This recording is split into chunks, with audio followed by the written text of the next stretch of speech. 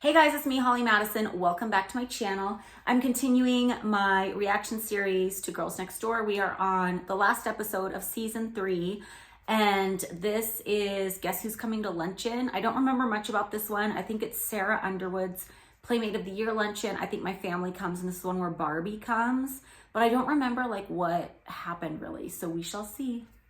Okay, so we are starting with Sarah's shoot at the studio, and I walk in and I have my Louis Vuitton briefcase, which I bought myself when I got my job at the studio, and I loved it. I made actual use of it because I had to carry like certain pictures in there and stuff. And it's just funny how like briefcases used to be a thing before digital took over everything.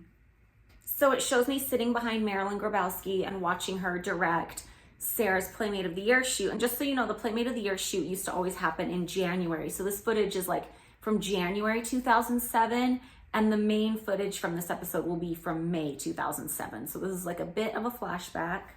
And then it shows me jump into this hammock prop that Sarah was using, and every light around me falls down. But they were shooting a bunch of cover options for Sarah, but she didn't end up being on the cover that year. I forget who was. Like if they would ever get like some celebrity for the June issue, they wouldn't put the Playmate of the Year on the cover. But I'm trying to think who it even was. But it's weird because I feel like if any Playmate of the Year from that era should have had a cover, it should have been Sarah, just because she was so popular from the show, you know?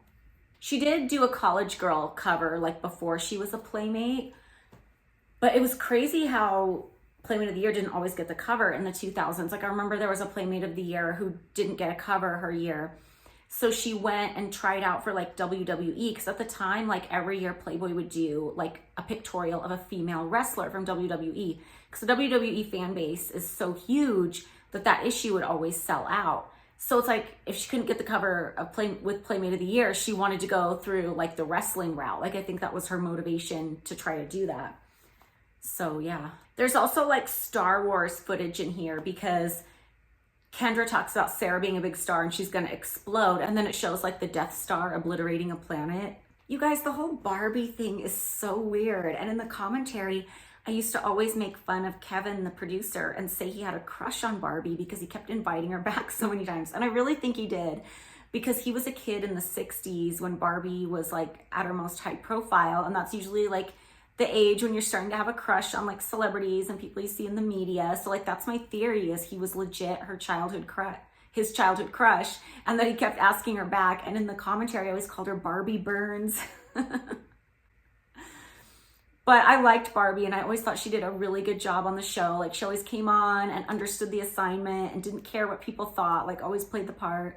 Oh my God, the way this is cut is so bad, because it shows us all in the med room eating, and we're talking about Barbie coming. Then it shows Barbie walking through the door, and then it shows like Bridget's door shutting and Kendra's door shutting and me running to get in my car. But like I'm in a completely different outfit than I was in the med room scene. So it's like, the continuity is so bad and it's so dumb.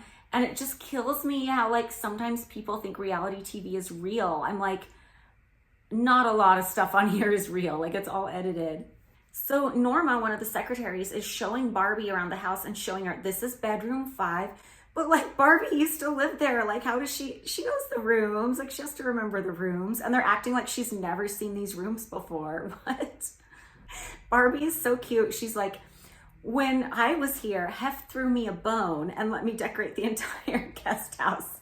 And it's just so true. Like he was such a like bone thrower. Like when you were in a relationship with this guy, like nothing was normal, and things that would be normal in a normal relationship, like if any part of it happened, it was like he was throwing you a bone. That was totally the vibe.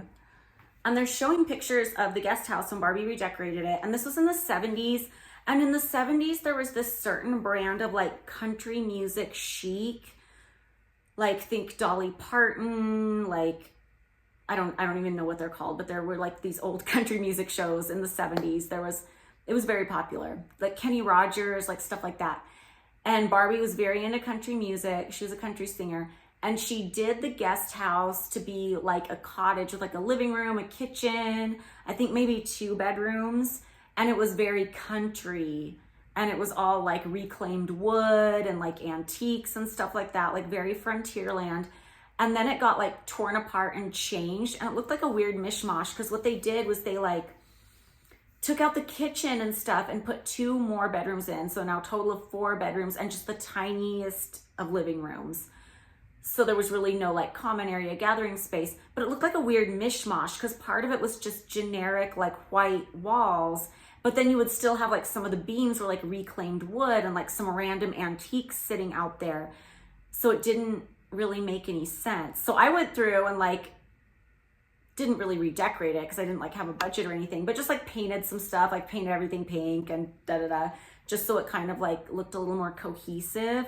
Because the way it was when I first moved in, it was just like generic, but then there would be a random like, a random moonshine jug turned into a lamp. Like it didn't make sense. It's funny because I feel like Barbie gets such a bad rap on this show, at least from like fan interactions I have. But she's really being nice. She's like, overall, I think the guest house looks good, but I'd like to give it a facelift. But even that's nice, because like when I went in and like redid some stuff, like I had no budget or nothing. It was literally just like paint everything pink. It wasn't like a proper like redo. Oh, some fourth wall breaking. So Barbie goes to say hi to Hef, and Hef is like, oh, I'm on the phone with Kevin, meaning the show's producer. So then we're back at the studio. We're shooting Saskia, this really beautiful playmate. And she was the funniest person ever. Like, I can't even explain it. She was just so high energy and would say the funniest things. Like, she had us in stitches at work. She was just hilarious. I doubt they show it on the show. Like, I'm sure she comes off pretty quiet on the show, but she was so funny in real life. So then my family shows up at the studio, and there's just like naked pictures lining the wall everywhere. And like my brother doesn't know where to look, and he's like smirking and laughing, and like my dad's laughing. Like, it's so awkward. You know what's crazy? Sorry about my eyes, guys. The allergies in Vegas are so bad right now, so I look crazy.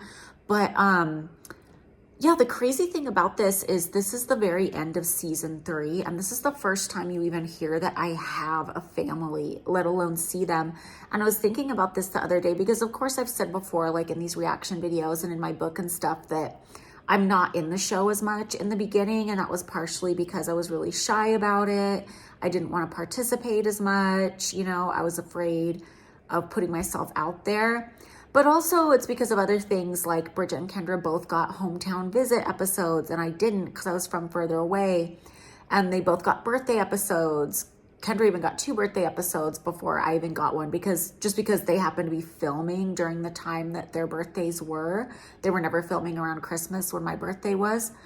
But even further, besides all those things, another thing I noticed was in the first 3 episodes of Girls Next Door, you get backstories on Bridget and Kendra, complete with like childhood photos and like where they come from and all this stuff. And with me, you don't get any backstory. The only thing you get is me going, oh, I went out on a date with Hef and I moved in 2 days later. I guess you could say we were made for each other. And that's all you know about my backstory. It's like I was presented as just a complete like generic, just like, oh, she's the main girlfriend and that's all she is kind of a thing. Like I always say this too in other reaction videos, like I was in real estate school the first season, but you don't hear it mentioned once. And it just kind of blows my mind because I know the executive producer like cared about the storytelling of the show. Like I might complain about a lot of things like the bad continuity or whatever, or point out ways where the storytelling could have been better, but I know he really cared about it. So it just seems weird to me that he would completely drop the ball on one person. And it was like that from episode 1. So it's not like he had been working with me for a while and decided he hated me or something. You know what I mean? Like we never really interacted with him before the show. So it's just weird. And I wonder what that was all about. Like, I wonder if it was him, or I wonder if like Hef came up with that. It's really strange because it's not like I wouldn't have given them childhood photos if they asked. And it's not like I wouldn't have told them where I'm from if they asked. So it's just crazy. Anyway, that's my thoughts that I thought about when I was editing. I'm back in that confessional interview in the lavender polo shirt, and I'm just very glazed. And like my family knows I'm happy and I'm accomplishing a lot. I just feel like that must have been a day where I was being asked everything I didn't want to answer. I just love Sarah so much, and I love watching her interview in this. And we're taking her out to dinner because usually when somebody got Playmate of the Year, they would be so busy working that it was kind of like the last time we would see them for a while. So we're out at Mastro's. Oh, we're back with another Kendra trying food scene. The producer's favorite. So I give Sarah her Playmate of the Year necklace, and I made her a scrapbook. And in the front is like a mock-up of like what her Playboy cover would have looked like. It was like a really beautiful outdoor headshot. So I don't know if you can see it that well if you're watching along. But yeah, I'll try and like include a screenshot of it, but it's at an angle. So they're setting up the tent in the backyard for the Playmate of the Year press luncheon, and everything was pink, all pink tables, and the walls were covered in like stargazer lilies, and poor Bridget is allergic to stargazer lilies. So it was a lot. Oh my God, so it shows me getting ready in the vanity, and then there's a shot of the dogs, and you can see the cameraman's shoes in the shot. Oh my God, it shows me telling Mary, I'm gonna go downstairs and mingle. And then I walk downstairs to like an empty room and I go, what's up? I mean, it kind of is my idea of mingling, honestly. It shows Sarah practicing her speech and I'm like nervous for her. I was speaking at the luncheon too, just very briefly. And I was nervous because I thought, because usually they would get like a celebrity to do that. And I thought the media is gonna like hate on me because I'm not a celebrity and they usually get a celebrity to do it. But I don't think the media cared or kept track, or the outlets probably sent different people every year. So I don't think anybody like knew, but that's what I was nervous about.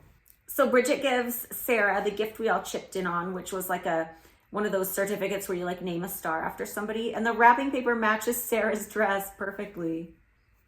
I'm dying because when she opens the star present, it cuts to Kendra's interview and she goes, she's a star, my stars. Because that's what Kevin used to always do when he would see us, he'd go, my stars. So I told Barbie that my dad had a crush on Barbie when he was younger. So she was very nice and went and sat at my parents' table and sat on his lap. It's so funny. And then it cuts to me just sitting there bored, and it makes it look like I'm glaring, which I would not have done in this case. Like there's this issue of Playboy that I gave my dad it was like an old back order issue where Barbie was on the cover and I had to have sign it, and I sent it to him for Christmas. Like I was not hating on it. I'm like pausing this right before I get on the podium to speak because like I don't want to watch myself speak. Do you ever like see videos of yourself and you like hate hearing your own voice? I mean, obviously that's what I'm doing this whole time watching these, but I'm like, what did I even say? I don't remember. Oh God, I remember what I said, and this is one of my most embarrassing things.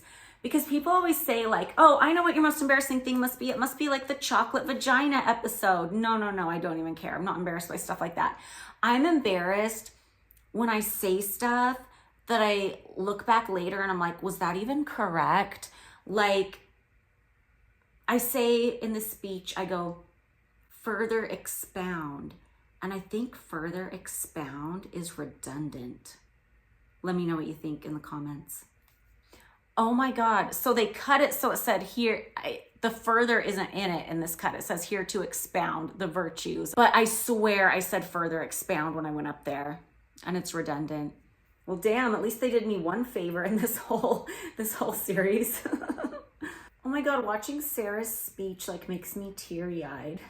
This is like only the second time in this series I've been like teary-eyed. The first one was the Christmas episode where we visit that family, and then this one, you guys, it's like so sad. I mean, it's not sad, it's a happy scene, but I'm like all teary-eyed about it. You guys, here we go. This is the season finale. So we're saying like our speech things.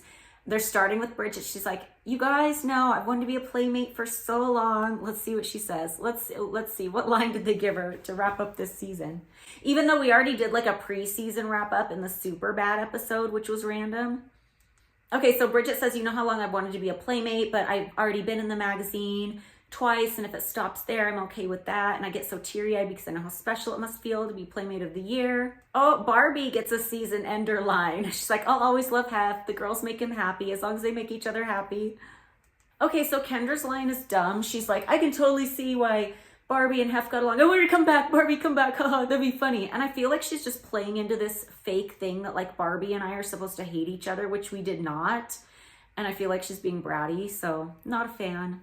So I said there was definitely a feeling of family at the luncheon. My family was there, now my coworkers, and how like I just want to see all the playmates succeed and all the pictorials come out so well. Okay, so favorite and least favorite. My favorite was just seeing like Sarah and her speech. Like it really touched me. My least favorite was that dumb line they had Kendra say where she's like, I want Barbie to come back. Not that it's bad to want Barbie to come back. Like we all liked her. But I feel like it was just playing into that dumb narrative they always tried to push about like me not wanting Barbie there or not liking her. And then Kendra wants her to be there so she can see me pissed off. It was just so stupid. Back again. It's just my thoughts on season 3. I think it's a really weird season because it starts off so strong. Like I think there's some episodes that are really, really strong, like the Christmas episode and the Marie Antoinette birthday episode and me starting to work at the studio.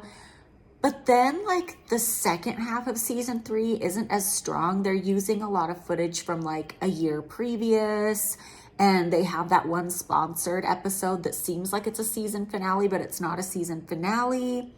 And then at the very end, they're relying really heavily on tropes that I feel like should be dead at this point in the series. Like they're trying so hard to make me look jealous about like dumb stuff. Like I wasn't jealous of Barbie. I wasn't jealous of the Queen Elizabeth lady at the Renaissance Fair. And what else? I'm blanking right now, but I feel like there was another trope that they relied heavily on at the end of season 3 that just we were all kind of over.